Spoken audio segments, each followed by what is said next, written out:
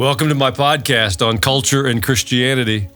You know, we're living in a world of some rather violent change. We've been saying that. But October the 7th, the events that happened in Israel when Hamas cut the fence in the border between Gaza and Israel, and hundreds of militant terrorists poured through the breach and brutally murdered over 1,000 Israelis, Israel changed forever.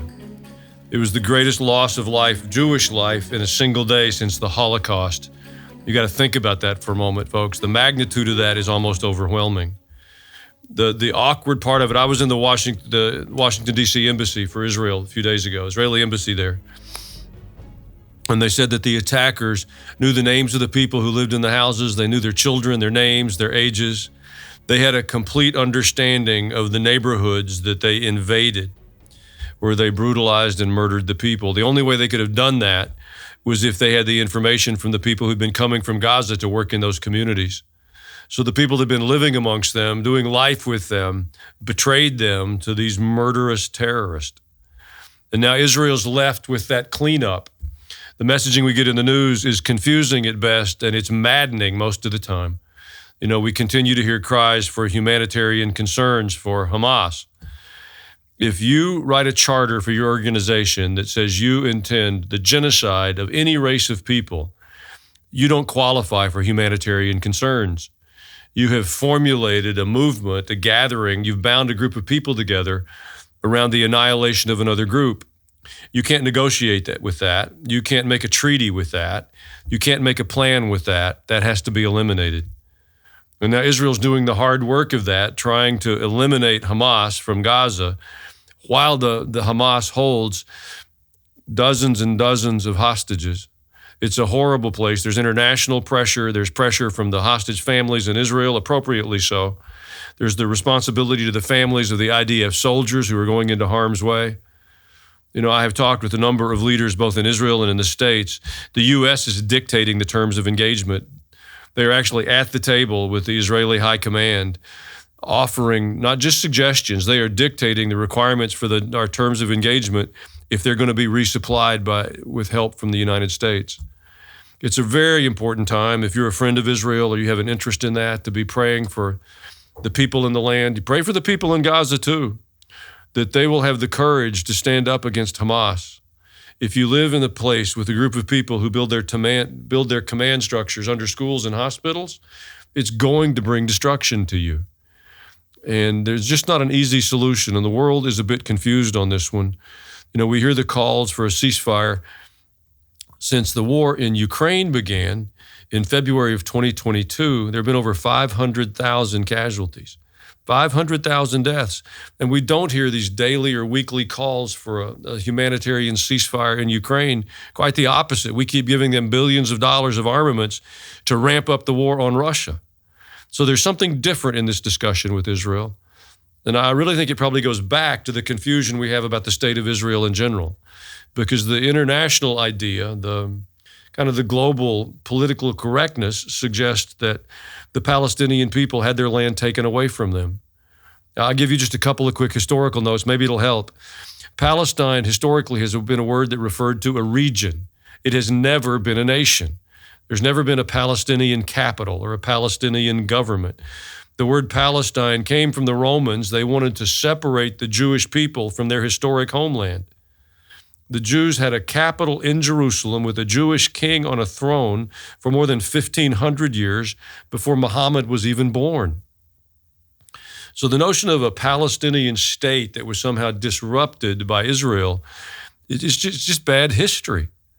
Now, the people there have a right to live in a way where they can care for their families and prosper and flourish. But we're not going to accomplish that by creating history out of new cloth that doesn't reflect the reality on the ground. So again, if you're a Christ follower, a Christian, if you take a biblical worldview approach to this, you know, when we pray for the peace of Jerusalem, we're not just praying for the peace of the Jewish people. We're praying for all the inhabitants of the Middle East, that they would all come to a revelation of Jesus of Nazareth as Messiah. It's not that we're trying to convince the Jewish people to convert to Christianity. We're praying that the Jewish people will recognize their Jewish Messiah. That is the transformation point in all of our lives, Jew or Gentile, whether we live in the Middle East or Tennessee. It's an important time to use your voice for your Jewish friends. Anti-Semitism, the hatred of the Jewish people, has asserted itself on our watch in a way that we have not seen since World War II. You know, in World War II, Europe gave up the Jewish community. And truthfully, the whole West did. We did our part in that. But nation after nation in Europe cooperated with the Nazis in their attempts to round up the Jews, and a precious few people raised their voices or did anything to protect the Jewish community. So almost 6 million Jews lost their lives in the death camps of World War II. And we thought at the end of that war that we had put anti-Semitism at the back of the closet and we wouldn't have to see it again. And in recent weeks, we have seen leaders from some of the most prestigious schools in our nation, Harvard, MIT, Penn State, and others, refusing to condemn the Hamas attack on innocent Israeli civilians. I've watched the videos of that attack. It was the most brutal, heinous, cowardly behavior you can imagine. It's reprehensible. And in any individual that refused to condemn that behavior, they don't deserve a leadership role in any university. But anti-Semitism isn't new. Tragically, the primary proponent of anti-Semitism through the centuries has been the Christian church. And I think it's an important time now for the church to find our voice. Expressing support for the Jewish people is not expressing hatred for anyone else. It's simply saying that the Jewish people have a right to live in their historic homeland without having to live in fear of attack from brutal, terrorist, murderous organizations. Again, it's not condemning anybody. It's just acknowledging the Jewish right to be in that historic homeland. And the church has a role in that. We can't be silent. Well, I'm excited to introduce my guest today. Ronny Simon has been a friend of mine for a good while. He was a lieutenant colonel in the IDF, the Israeli Defense Forces. He's a historian of significance, and he understands the Middle East in a very unique way. He immigrated there when he was a boy, about 6 years old, from Romania. And so he has spent his life growing up in Israel, his adult life, serving in their military and as a businessman there. I think he'll help you understand what's happening in the Middle East today in a way that our news simply will not. Well, I am honored to have one of my dearest friends with me today, Ronny Simon from Israel. Ronny, we met as you were, I met you first as a tour guide, but you're far more than that. You are retired from the IDF, the Israeli military, I think as a lieutenant colonel. That is correct. Is that correct? Yes. But you're a historian of significance. I have been fortunate to study at some really nice universities, Vanderbilt, Hebrew University, and your grasp of the history of the Middle East and Israel and Jerusalem really is unparalleled. Thank you. So I think introducing you as a tour guide is a gross understatement of the awareness you represent. So welcome back to Murfreesboro and to the podcast. It's good to have you back. Well, thank you for having me. You know, I beyond all of those things, friendship is probably one of the most treasured things in the world. And through some unlikely circumstances, I consider you one of my finest friends. So it's really an honor to have you today. Well, that's mutual. Okay. We know each other for 20 years, Pastor. Exactly 20 years. You were 4 and I was 6. And so we've been getting to know one another. Yes. Yeah. Look at us now. Well, Israel is in the news again, and not for the best of circumstances. On October the 7th, I really think Israel changed. And I'm sure you understand that better than I do. But maybe can you just talk about that a minute, why that attack from Hamas was such a transformation, I really think, of the future of Israel? Well, we are still in the process of digesting what happened. And right now, the idea is that let's wait with all the questions. Let's wait until the war is over. So nobody's asking yet the tough questions, but there are some tough questions to ask, because October 7th of 2023 was the one day in our history that everything collapsed. Nothing worked, absolutely nothing. And you can analyze that from the military perspective, the social one, the financial one, you name it. Nothing worked right that day. And there are different reasons, and there are ways to view that. But the fact that civilians that were promised by the government that the army is protecting them, were celebrating a holiday, living under rocket fire for 20 years, agreeing to live in such conditions and pay the price for that. They thought that at least nobody is going to knock on the door and kill them while they're sleeping in their bed. And that's what happened. It would have because of many reasons. But through the wars of 1948 and 56 and 67, 73, the mighty Arab armies, no Israeli community was ever conquered. And now we have a bunch of, I would say, a Gazan mob following the commando of the Hamas murderers, entering to these homes and do whatever they want in them for hours without anybody stopping them, killing people, raping women, butchering, beheading babies. This is something that we did not in our worst nightmares. We thought it's going to be maybe an attack, maybe take a hostage or two, but to lose 1,400 people in one day to a music festival and take hostages into Gaza, they're only 5 miles away. We have no idea what happened to them.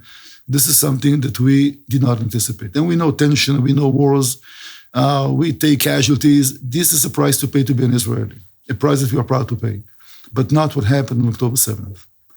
So when people will really understand what happened, because we're sitting in the state of a shock. Right now there was a war, let's finish that and then start asking questions. Maybe we should ask the questions right now and not wait until the war is over.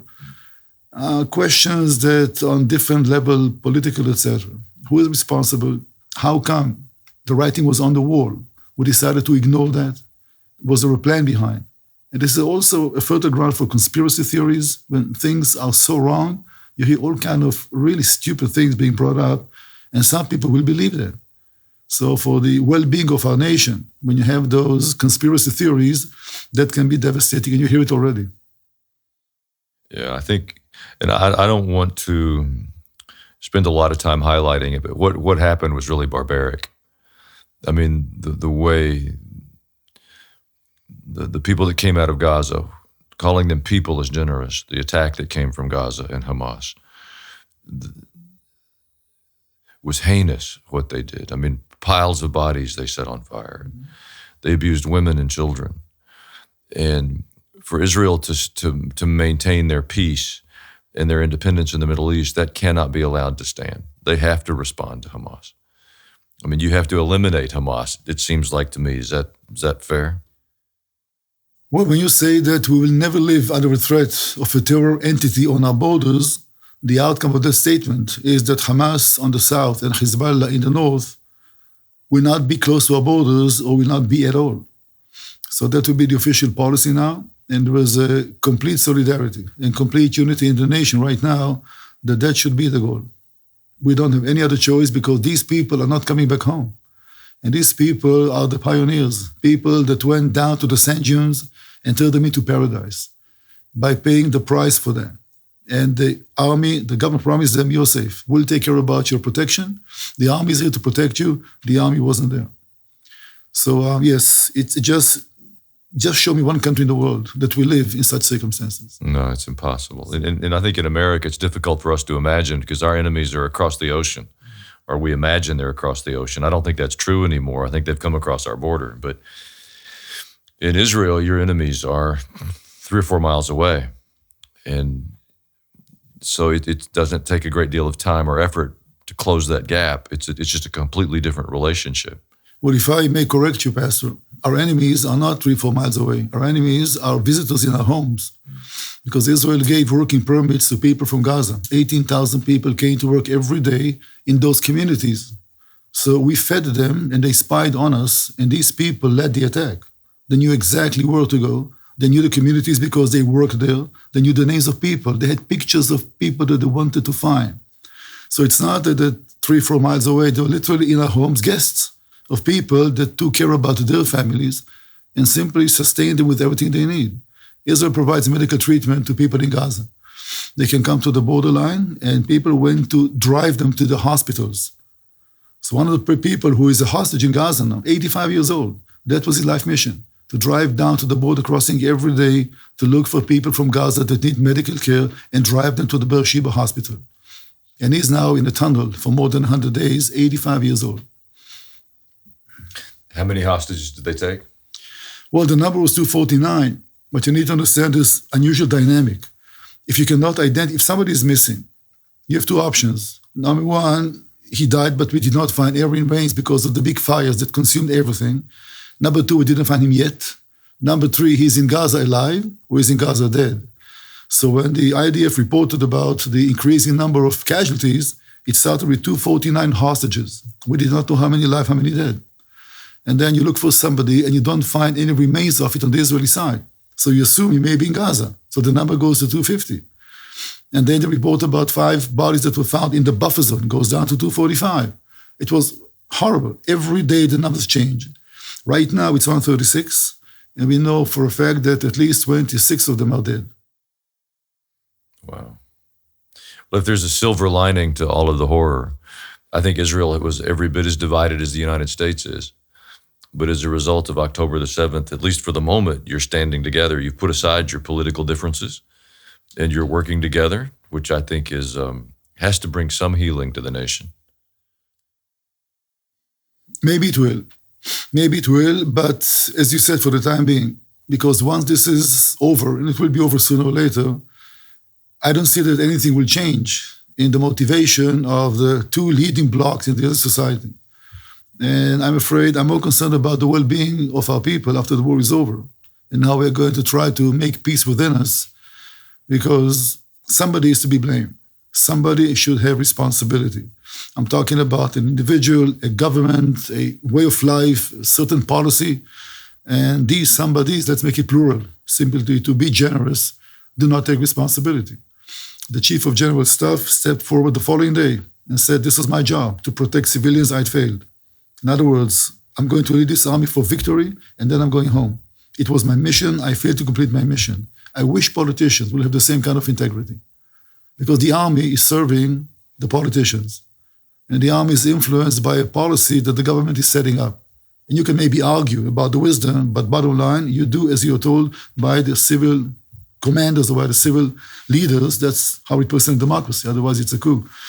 And it was just a certain tone for the last 15 years that said that Hamas in Gaza is an asset, while the PLO in the West Bank is a liability. And the plan was divide and conquer. Let's try to keep them divided so it will be easier to deal with them one at a time, so they won't be united. So that was the idea behind it. It's a legitimate policy, but the outcomes were horrible. Hatred overcomes policies.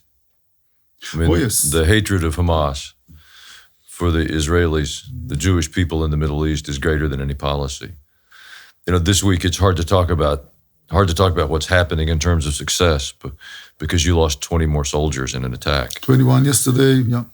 But I think in general, your progress has been pretty remarkable in changing Gaza and starting to clean out those tunnels. And are you pleased with what's happening? Well, I'm no longer a professional soldier as I was for a while, and I don't have inside information. But the tone was, even among Israeli politicians, that we should be satisfied with airstrikes, send the army in, boots on the ground. We are not prepared for that. We don't know what is waiting for us in Gaza. You don't want to go to the Kasbahs and go down to 500 miles of tunnels, completely booby-trapped. You just don't know how to fight it, because no army in the world ever tried it. And there was indeed some kind of a lack of confidence. Can the army deliver?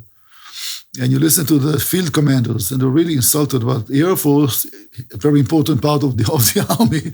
But what about it? We can do the job. And sometimes you have to have boots on the ground. You cannot clear a tunnel and try to separate hostages from terrorists from the airplane. You need to be in there. And Hamas's estimate was, as we see documents, that Israel will lose in the first week of the invasion between 600 to 700 soldiers. And at least 500 tanks will be damaged one way or the other. Every life that lost is heartbreaking. We just crossed the 200 soldiers casualties line last week. So Hamas is in a way surprised by the tactics that we are using. And it had to be developed as we are moving, learning, improving. And again, I think that armies are going to come and learn how to do it right. The fact that you can, I'm looking for the right term here, but if you're just a soldier in the field, and you're not even a platoon commander, and you have access to a drone, and the drone can tell you exactly what happens behind the house next to you, and you can call a helicopter gunship without your drone to take those out before they even open fire on you. No army ever fought like that. If you have enough technology to send a tiny little mosquito-sized drone into a tunnel, to just to take photos inside to see what happens, And we're working quite a lot with dogs as well. Dogs are trained for the mission, and before the troops go in, because these tunnels had to be blown up sooner or later. We want to make sure that we are not killing hostages. And if you send a dog in, the dog is not coming back, you understand that there's something in there. And then we'll send the ground troops.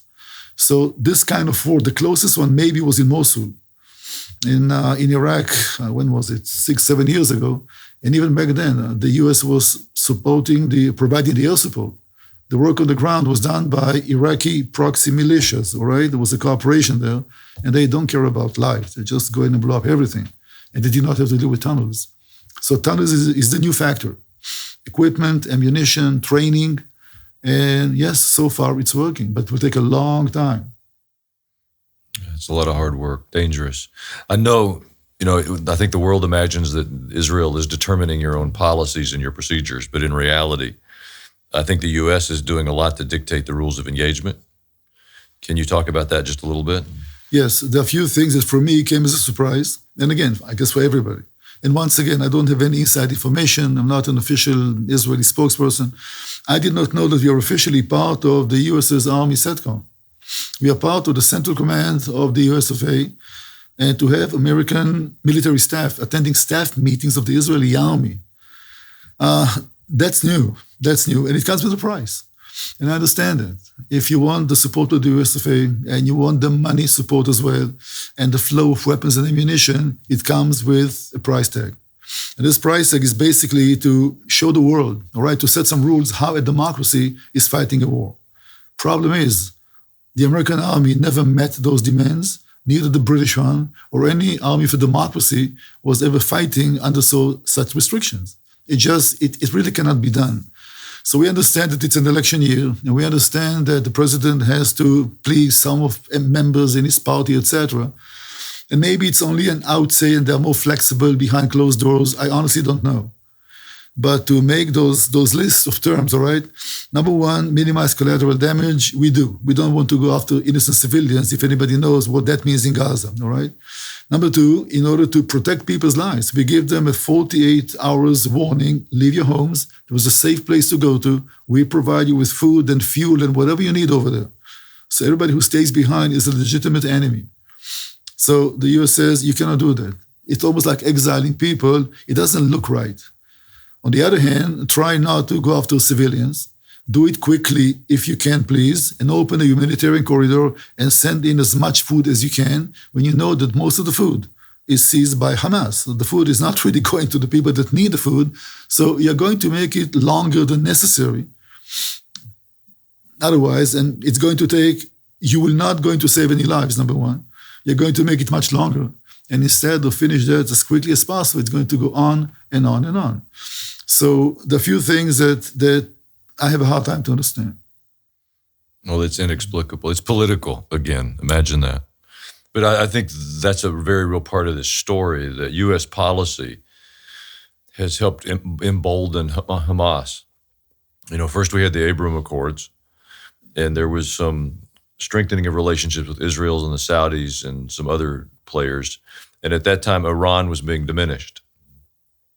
And then with our current administration, they've given billions of dollars to Iran. They've taken down the sanctions. And Iran wants to reassert their dominance in the region. So their proxies like Hamas and Hezbollah, with the money that the U.S. has given them, are flexing their muscles, and the Israelis are paying the prices with their lives. So I think our country, and I hate to say this, speaks out both sides of our mouths. We're your friends, but we also give dollars that make it possible for Iranian proxies to slaughter innocent Israelis. So you're caught in the middle of all of this international garbage. It was always the case. This is not something new, but yes, I think that this one is really unique and special because it's something that the world had not seen yet. And we try to convince everybody that this is not a local problem. It's a global issue. And I think that the world begins to understand. And if it was not a global issue, then the US would have not sent 2 carriers to sail very close to our waters, just as a warning. And then you look at the Houthis in Yemen, 1,000 miles away, a country that most people, one of the poorest countries in the world, but they have ballistic missiles. So you do see how the tension is kind of growing. Turkey is not a friend anymore for many years. It wasn't. Turkey is officially hosting Hamas terrorists in Turkey, Qatar, which is a true villain of the story because all the money is coming from Qatar. So it's not just Israel and Israeli borders. It's something much, much bigger, because if commodities are not going to go through the Suez Canal because the Houthis are bombing those ships, etc., the whole world is going to feel it. Prices will rise of everything, because almost everything comes from China, the Far East, to Europe, to the US. So it's something much bigger than a limited Israeli problem. When you said Qatar is the villain in all of this, that their funding is coming from that, explain that a little bit more. Well, again, I'm not an expert on Qatari issues, but here is what Qatar is officially doing, all right? Qatar is a country that has about 3 million people that live in Qatar. Qatarians are about 200,000. The others will be people that come to work and to enrich the aristocracy, if you wish, of the Qataris. They want to be part of the global economy. They have the money to do that. They do understand that they are not going to use gas forever, and the world is looking for some other materials, and they're not going to use petrol forever. They're looking for places to invest, and they look to places to spread the Muslim revolution. Now, they are Sunnis, not Shiites. But still, they're investing a fortune in education. They buy soccer teams in Europe, like the Emirates, and they try to be a legitimate player in the region.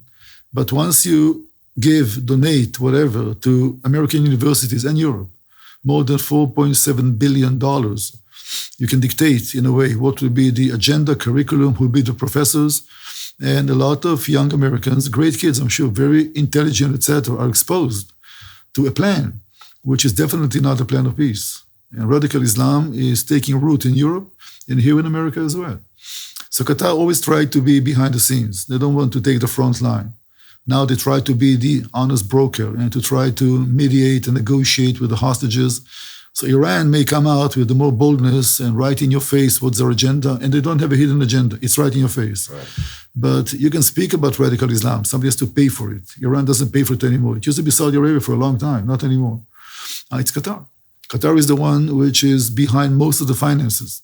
They've given hundreds of millions of dollars to Hamas on a regular basis. Legally, every month, $30 million came into Israel without consent. And these are the salaries paid to Hamas officials in the Gaza Strip.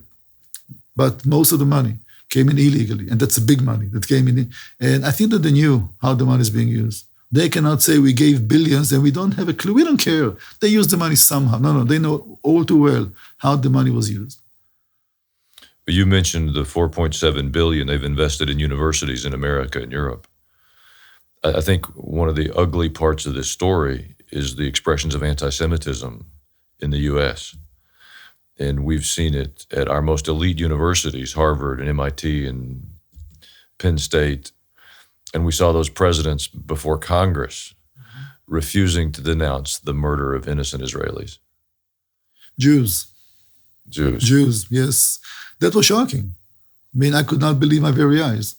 And I forgot the name of the congresswoman that was conducting the whole. She gave them every chance to regret it, to approach it from a different approach. They repeat the same mantra again and again and again. Depends on the context. So if the circumstances are right, a Jewish genocide, once again, is legit. In America, 2023. It's not. I pray that we have the moral courage to face, anti-Semitism is a fancy word. It seems kind of antiseptic to me. I prefer just to call it what it is, the hatred of the Jews. And I think we have to be as intolerant of that as you are intolerant of Hamas on your borders. We can't allow it to stand. I pray that the funding for those universities that continue to protect that evaporates, that the people have the moral courage to do it. And I'm sure most of our listeners don't know, and I'll save it for another time, but the great incubator for the hatred of the Jewish people has been the church through history. And it's an awkward part of our history, and you're too polite to talk about it, but I can talk about it. And it's one of the good things that's happened in recent decades, is there's a friendship between the Jewish people and some segments of Christianity that is really unique in history. I don't know that we've stood together in this way in a long, long time. And I pray that out of this horrific event, that respect and love and appreciation for one another grows. But we'll have to tell the truth about it, and we'll have to confront it in our local, stop talking about Harvard and face it in our local communities, in our local congregations. It's just wrong.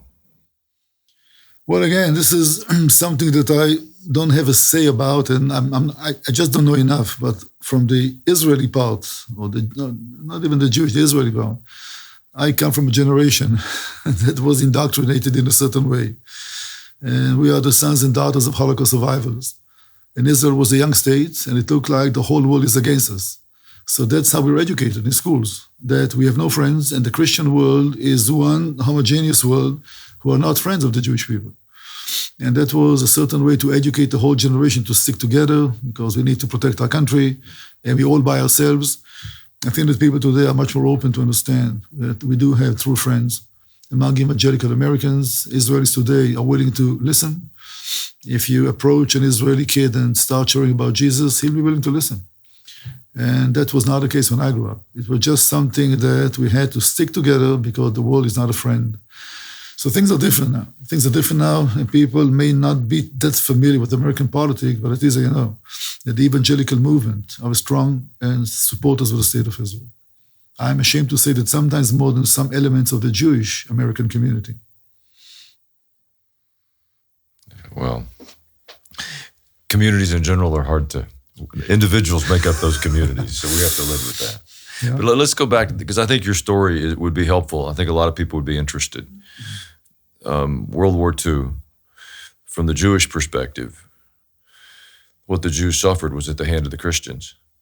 I mean, Hitler was a baptized Catholic. It was Christian Europe that abandoned the Jewish population and allowed them to be rounded up and shipped to extermination camps. So that looked to I suppose today we would say, well, those weren't good Christians, but that distinction is lost on the people who were being hunted and abandoned. So coming out of World War II, when the modern state of Israel was born, and you began to immigrate back, your description was you felt like the world was against you. The world was against you. The world looked the other way while you were being rounded up and 6 million Jews exterminated. Your family immigrated from Romania? Yes, in 1962, I was born in Romania.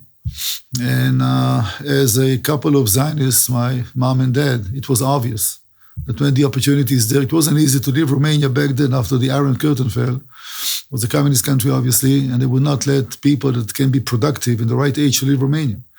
So they waited 11 years just to get the permits. Meanwhile, they had me. So I was 5 years old when we left Romania and started the journey by train, by boat, to go to Israel, to go home, basically. So you have been a part of seeing Israel emerge as a nation. That's a remarkable story in one lifetime. Well, when you put it in these words, I guess I was witnessing that, although you don't really notice that when it happens. It just happens to you, so you are very much in it. But we were sent first to a kind of a camp of new immigrants, and we lived in a kind of small hut, and there was no pavement inside this little cabin. And we had to go a few hundreds of yards just to get some water. But my grandmother, my father's mother, was in Israel since 1951.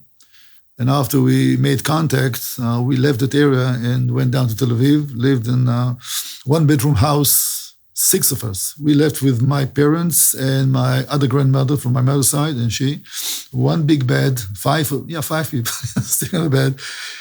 And then we moved to the town that I lived in most of my life. That's Bat Yam, south of Tel Aviv. Yeah. And as a kid, my parents used to tell me that, you go to play with the kids. I couldn't not speak the language, and kids are not very friendly sometimes when somebody's kind of... So I just used to come home all beaten up by the kids and crying. And then my dad said, well, if they beat you up, you beat them back. So that was my first lessons in Israeli. That's how it be accepted, right?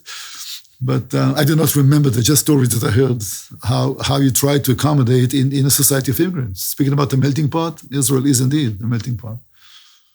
But it has to be remarkable to have been a part of that. I visited Israel the first time in 1970, and it was such a different country. Most of the roads were 2 lanes. Your agriculture was still very underdeveloped, mostly citrus. The Jaffa oranges. Yeah. I ate them until I got sick. But I mean, today Israel is one of the most sophisticated countries in the world. Your high-tech development rivals Silicon Valley. Your military is the envy of much of the world. Your agricultural production sets the standards for the world. Well, I guess I misunderstood your question then earlier. Yes. You see that, and you just think if it was no that much pressure around us, if you could actually dedicate all of our resources and all of our skills, and for the benefit of everybody, all right, for the benefit of the whole world, if you wish, we could have accomplished much more. But we spend that much money on security and on protecting ourselves, and we really want to be a light for the nations. The problem is that the nations right around us don't want to have this light.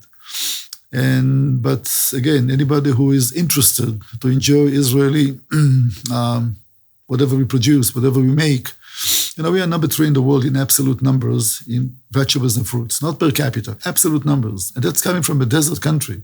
Israel was covered by swamps and marshes, and the land was really not hospitable. People worked very hard to do that. You start desalinating water from the Mediterranean Sea. Water was the main obstacle, that you could not grow any more than that. We drink water from the sea, and it's good water. So yes, you see the motivation, you see the zeal of the people, and there's a reason why we are there. And we are there really not just to survive, but to keep growing and to deliver a message. We want to be a light for the nations, and I hope that we are setting a decent example. So when people call us sometimes an apartheid state, my first response is, you're idiots. Very simple.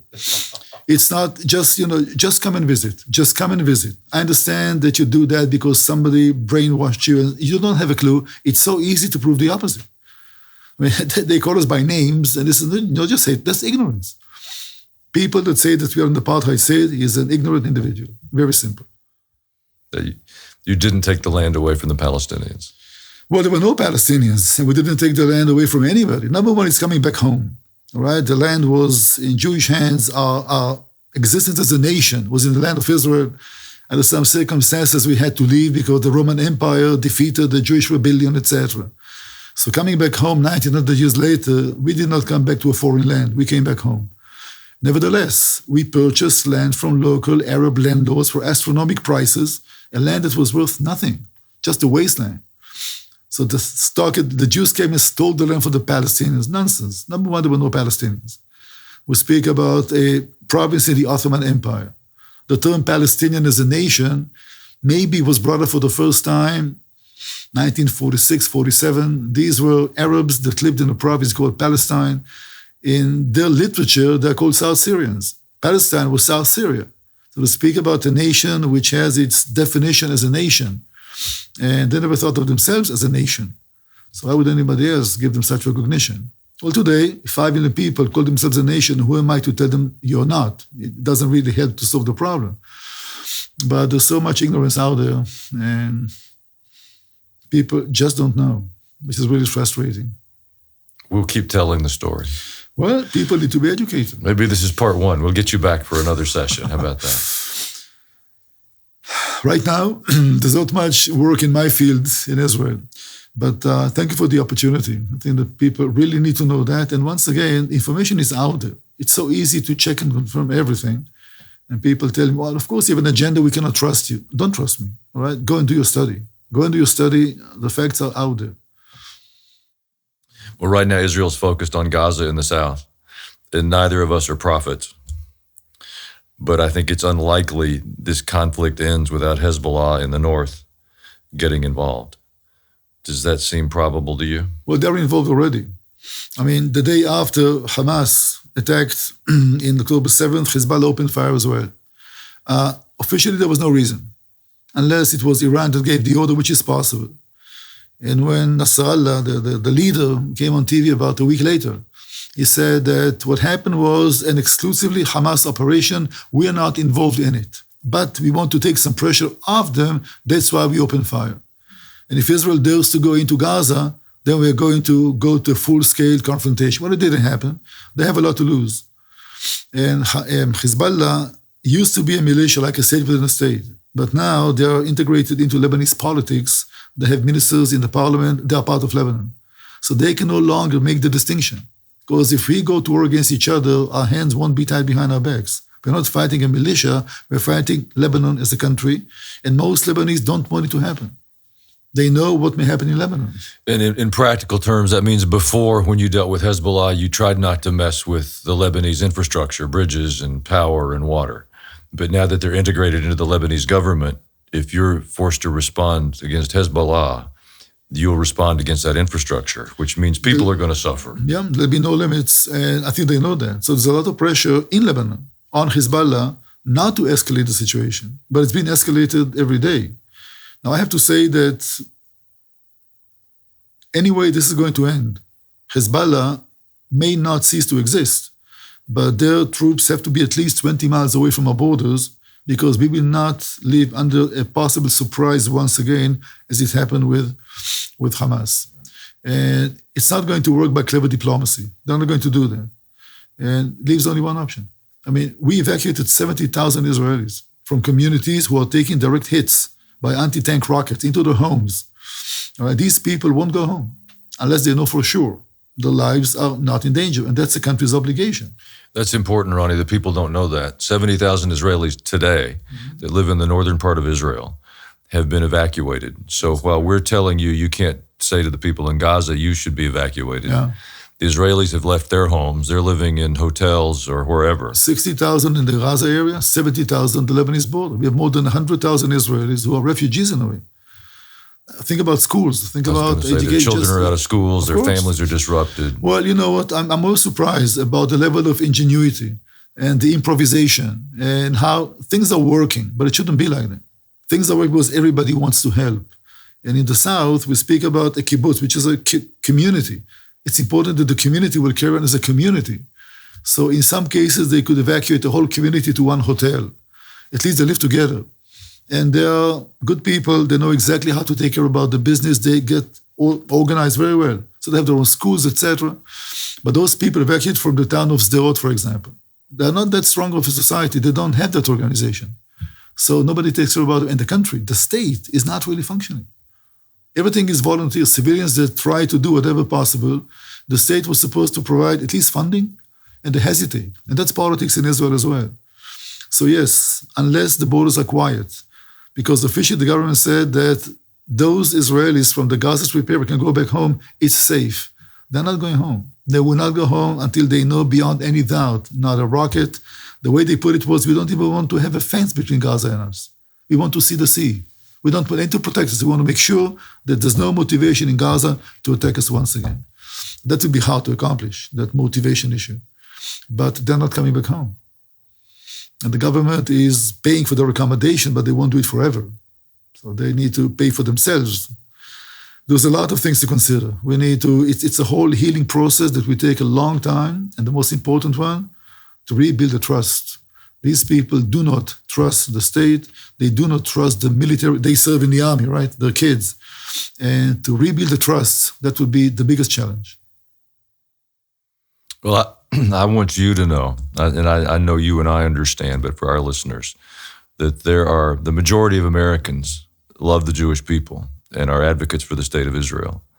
And the knuckleheads that have been protesting or stand in front of the cameras with their signs do not represent the hearts of most of us. We thank God for you. And as usual, when I talk to you, I get a bit of a history lesson. I get a little window into current Israeli affairs. And you have many friends in America. We do know that. We appreciate that. We know that. And again, without too much politics, presidents come and go, as long as the people as people are supporting the, let's call it, Judeo-Christian principles and understand democracy, etc. We know that we have, somebody is watching our backs, and we have some good support in the USA. And I truly do believe the one who watches over Israel neither slumbers nor sleeps. Amen. So Psalms 121, that's a good psalm. At the end of the day, you have a far better protector than America. Thank you, That's important to know. Thank you, Ronnie, for coming to see us again. Thank you for the opportunity to share. Well, we got to make a kind of a micro trip to Israel today without any jet lag. That's a blessing. If you've never visited the land of Israel, I would encourage you to do that.